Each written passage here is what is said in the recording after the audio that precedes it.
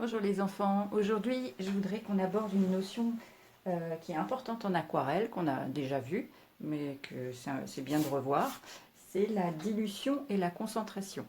Alors, la dilution et la concentration, pour vous expliquer, c'est comme si vous preniez un sirop de framboise ou sirop de fraise, comme vous voulez.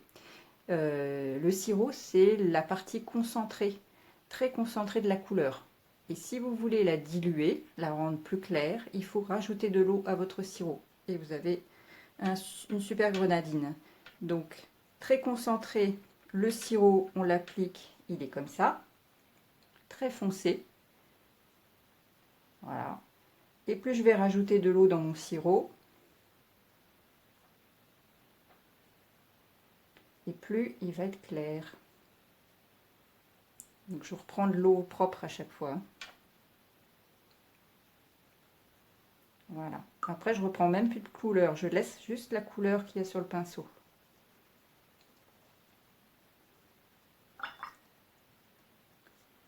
Voilà. Donc là, la couleur est très diluée. Ici, elle est très concentrée. Et c'est à partir de toute cette gamme de couleurs que vous avez obtenues plus ou moins foncées, plus ou moins claires, que vous allez pouvoir obtenir de jolis objets, que vous allez pouvoir peindre de jolis objets en 3D. En 3D, c'est-à-dire en relief. Enfin, donner l'illusion du relief sur une feuille.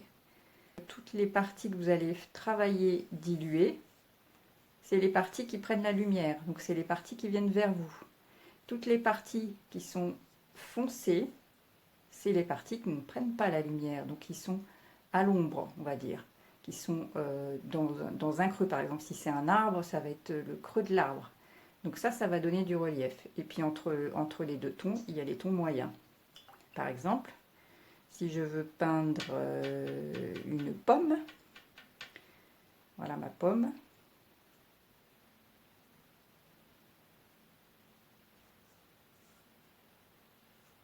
Donc je commence avec les tons clairs. Et puis la lumière, elle vient d'ici. Alors je vais laisser cette zone qui prend la lumière, je vais la laisser blanche, très blanche. Et je continue de peindre avec ma couleur très diluée, en mettant de l'eau quand même, il faut que ça brille. Voilà. Est-ce que ça ressemble à une pomme? Ouais, c'est pas mal. Et la partie qui est très à l'ombre, ici, elle va être très concentrée.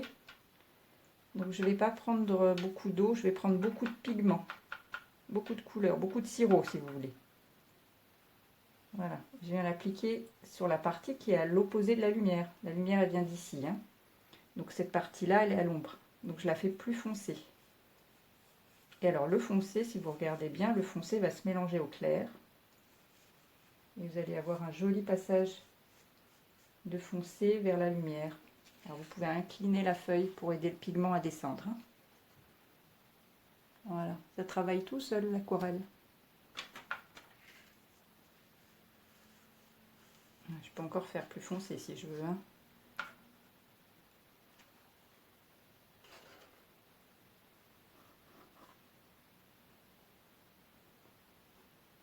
Bon, elle ressemble un peu à une grosse cerise, hein, ma pomme. Parce que je ne le fais que d'une couleur. Voilà. Et je laisse sécher.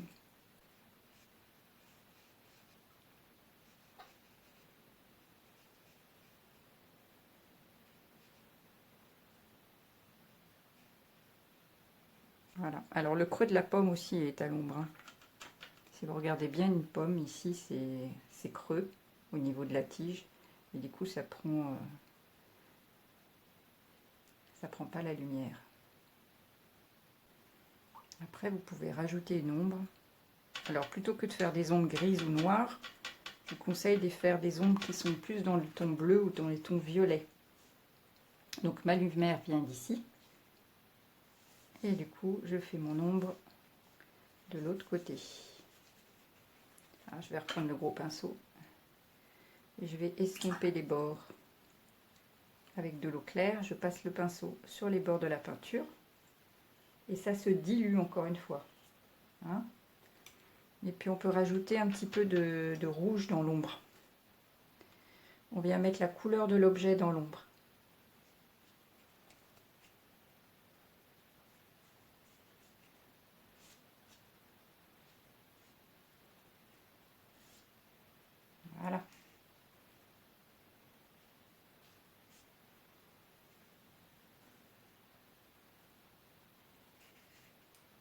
Et pour qu'on ait l'impression qu'elle se repose bien, bien, bien sur le sol, il faut que ce soit très foncé ici.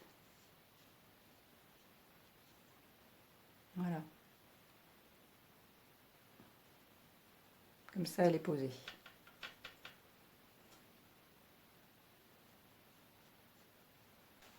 Alors la tige, elle a aussi une petite ombre, hein, il ne faut pas l'oublier.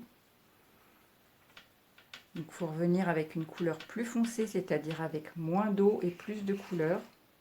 Et travailler, repeindre par-dessus la tige quand elle est sèche. On peint une deuxième couche.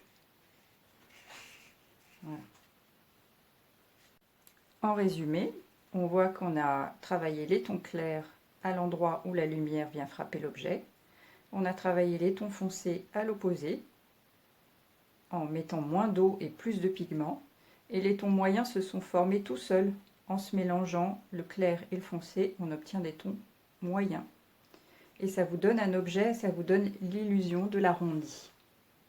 Et surtout, n'oubliez pas de bien foncer en dessous, sous l'objet, et d'éclaircir votre ombre plus vous vous éloignez. Donc l'éclaircir, ça veut dire rajouter de l'eau. Voilà, j'espère que ça vous a plu, ce petit exercice. Et puis j'espère que vous allez bien et je vous embrasse bien fort. À bientôt.